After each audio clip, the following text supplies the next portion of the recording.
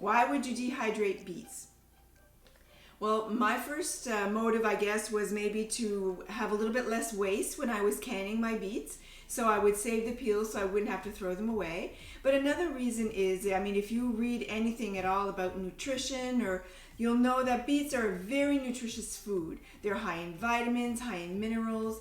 If you look at the research, they even seem to have some lowering blood pressure properties, or maybe anti-inflammatory. So any way you look at it, beets are really healthy, and it's because of that vibrant color. Vibrant in color, fruits and vegetables tend to be a lot higher in nutrients and vitamins and minerals. Dehydrating is one of the oldest methods of preserving food. It consists of removing the moisture from inside the food to prevent it from spoiling and going bad, from rotting, from mold developing. So it's really a great way to preserve foods for extended periods of time without having to can it or to freeze it. Dehydrated foods are really good if you want to, depending on what you're dehydrating. If you're dehydrating fruits and vegetables, it's things that you can just throw in a backpack and bring hiking and bring camping, and it hydrates back really well. Or if you're dehydrating some fruit, all you need to do is just eat it in the dehydrated state, and it's really good. So stay tuned, and maybe you'll see me dehydrating some different things as well, some kinds of fruits along the way. So if you've seen my other vlog, I was saving the peels from my beets. It didn't give me a whole lot, but it did give me something to start with. If you find you don't have enough beets, what you can do as well is you can cook up some beets. You don't need to have saved your peels or saved anything. You can just take your regular beets and just dehydrate them as well. So it doesn't have to be peels. I do have a few beets thrown in here and there as well, just so it would give me more. So what am I planning on doing with these beets? Well, I'll talk a little bit about it along the way, but maybe we can start by getting started by laying them out. So this is my dehydrator. It's a fairly simple model of dehydrator. I chose it because it was simple. It was also one when I took some food preservation classes that they kind of talked about, and not because it was necessarily better, but I just find it really simple to use and easy to clean up. So this is the dehydrator that I use, but there's lots of different models out there. So we have these beets to lay out in the dehydrator, so let's get that started. Because my beets were frozen, there was a lot of liquid inside them, so I've kind of had them dripping out in a colander to try to get out most of the excessive liquid. As you can see, I've put on some gloves. Beets are one of those really messy things, and they stain a lot, so I wear gloves just to prevent staining my hands. So what we need to do is lay them out on the mat and just try not to overlap them. Just they'll dry faster, and that's usually what we're looking for. When we're looking at drying time for beets, it can be anywhere between 4 to 8 to 10 hours. It can be a little bit more, it can be a little bit less. Don't try to turn up your dehydrator at a higher setting than it should be, because what you'll end up doing is that you can scorch them or kind of burn them, and it won't have the desired effect. So just kind of be patient, let it run its course, let it do its time, and then you'll have the perfect end result product. So just give it time. Like this is a piece of beet, so those pieces will take longer to dry than these really thin skins. So you just need to keep an eye, and sometimes I'll remove some beets that are looking a lot drier than the rest, and let the other ones keep going, just just so I don't overdo some and underdo the other ones. You don't want them to not be completely dry, because then you'll get moisture, you could get mold, so you don't want any of that. So you just continue spreading them out until you've got all your beets, your peels or your beets spread out on your trays. I added this mat on top, just I don't think it was necessary. Maybe I just thought I had a lot of small pieces and I didn't want them falling through. So what would you use beets for, or dehydrated beets? Actually, you can take your beets and slice them really thin and make beet chips. That's something that you see a lot more in the stores, I find lately, is beet chips. If it's something that you like, I find they're pretty good. So you can make beet chips. My plan is what to do, because I have peels and not a whole lot of beets. My plan is to make a beet powder. So what am I going to be doing with this beet powder? I think I'm going to be using it more like if I make shakes, to sprinkle inside of my shakes, because it's not going to leave a strong taste to it at all. So you can start by adding small quantities and see as you go if you like shakes, but it's not something that's going to add like a really strong beet taste to it. You can also sprinkle these in soups, like the powder. You can sprinkle it in a soup. You can sprinkle it on top of salads. Everything's going to turn a nice pink purple. That being said, beets were used as a dye as well, so you can even use this if you want like a natural dye to dye clothes, or I've seen people use this adding beet powder and making makeup with it, or kind of like a blush or lipstick, like a lip tint. So lots of different uses for your beet powder. So the possibilities are endless. It's just limited by your imagination, I guess.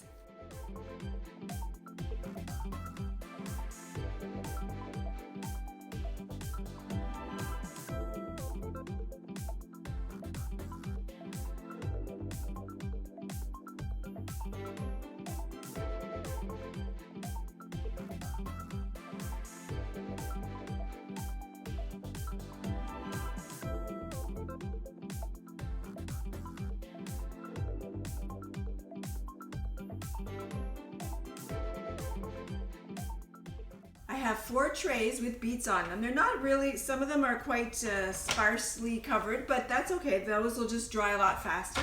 And I ended up cutting the beet pieces that I did have because I just want to make sure that they dry a little bit faster and don't take too long.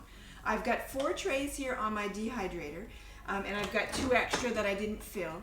If I wouldn't have had enough peels to do all of the trays, what I would have done is I would have still put in 4, because my instruction manual does recommend that I have 4 trays in at all times. It's probably better for the drying because this dries, it's like a double walled dehydrator, and that's what is recommended for the best dehydrating. And so the air kind of circulates all around the sides, and probably to be able to let it circulate better, it is recommended that I do have 4 trays. So I have 4 trays with my beets. And all that we have left really to do is to start this dehydrating. My instruction manual does recommend for vegetables. I have a nice guide in here that tells me that for beets, it's anywhere between 3 to 10 hours, and they have to be done at 130 to 135 degrees approximately. So we're just going to set it at that, and we'll check in from time to time to see how things are coming along. Just a little side note as well. I've got beets on my hands. Hang on. I don't want to stain my books. So this book is so easy to preserve. That's actually from the University of Georgia, is a really great resource for just about anything on home food preservation. It has canning, it has pickling, it has fermentation, and it has even stuff like on freezing, and the very last section as well is on dehydrating. So it's a really good reference for dehydrating. Talks about different types of dehydrators, what you should have. So if ever you're interested in getting into dehydrating, this is a really useful resource. And a lot of resources and a lot of information you can sometimes get online, but what I like about having the books is I can write down in my book how long it took me to dehydrate my pineapples based on how they were sliced. But I like writing in my books, I guess. So anyway, so just for reference. So let's get this started, and we'll check in from time to time. So this is about 3 hours into the drying process, and I figured I'd give them a look, check them out and see how they were doing. This is the tray that barely had any on it, and as you can see, this tray is done. So this took about 3 hours. Now these trays that had a little bit more, they're not quite dry, but they're getting pretty close. So maybe another hour for these. And this one as well. You can still feel a little bit of dampness in it. So this one needs to go for a little bit more. And then the tray with the beet pieces, they still feel pretty damp. So what I'm going to do to make sure that I have 4 trays is I'm going to put an extra tray, because I'm going to remove the ones that are done, and we'll put them in again for a bit. Our beets are done. So it took anywhere between 3 hours and maybe 5 hours, 5.5 hours for the big pieces, like the real beets that I cut up. So as you can see, they're really brittle and dry. I can break them apart with my hands. So that's exactly how we want them, because we want to be able to powder them. So I've let them cool down a little bit, and now what we're going to do is we're going to powder them and see how they look powdered. Now, using these beets with if you have some children and you have a hard time getting some vegetables into them, would be a good way, I suppose, to kind of sneak them in different things, like in shakes, or if they like shakes with fruit, or even like if you make muffins, you can kind of sneak some in your muffins, or just to try to get some vegetables into your children, because I know as a mom how challenging that can be at times. So we're just going to put in a small batch, and think of how everything will look nice and pretty and pink when you put the powdered beets in them. So I'm gonna use this handheld mixer grinder and see how we can get these powdered. It's probably gonna fly. I'm gonna try to put my hand on top.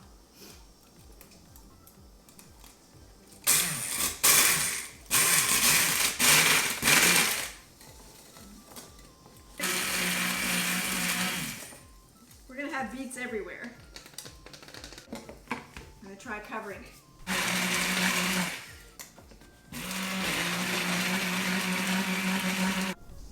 So my 4 trays of beet peels, turned into this amount of powdered beets. But look at how pretty that is. Looking forward to trying this in my shakes and sprinkled on certain foods. I hope you've enjoyed this video on how to dehydrate and powder your beets. If you like this video, if you like the content, subscribe to my channel. Feel free to share with your friends or anybody who like me, like you, has a passion for doing different kinds of things. And stay tuned for different kind of content and different kind of projects that I'll have out coming soon.